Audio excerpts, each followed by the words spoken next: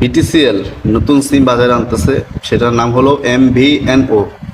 যে সেটা দিয়ে আপনারা আনলিমিটেড কথা বলতে পারবেন, আনলিমিটেড ডাটা ব্যবহার করতে পারবেন।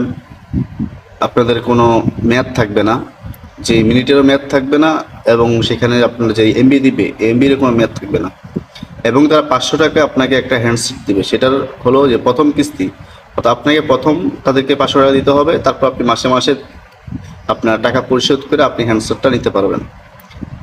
তো সেই সুযোগ তারা দিতেছে, এবং তারা নতুন কোনো নেটওয়ার্ক যুক্ত করতেছে না। তাদের যে বাংলালিংক, জিপি, রবি, এয়ারটেল, তাদের যে নেটওয়ার্ক আছে, টেলিটক যে নেটওয়ার্ক আছে, এই নেটওয়ার্কই তারা তাদের কাজ করবে, অর্থাৎ তারা নেটওয়ার্ক ভাড়া নেবে। MVNO এই সিম কোম্পানি, তারা নেটওয়ার্ক ভাড়া নেবে, ভাড়া নিয়ে তারা মানুষকে সেবা দিবে, ইন্টারনেট সেবা দিবে, এবং তারা মানুষকে কল রেটের সেবা দিবে, যে আপনি আনলিমিটেড কথা বলতে পারবেন। অনেক সাশ্রয়ী হবে আর কি, আপনার এমবিও অনেক সাশ্রয় হবে, আপনার কোনো মেয়াদহীন থাকবে এগুলা। তো সরকারকে সাধুবাদ জানাই যে যদি এটা বাংলাদেশে আনে, তাহলে বাংলাদেশের মানুষের উপকার হবে, ভালো হবে।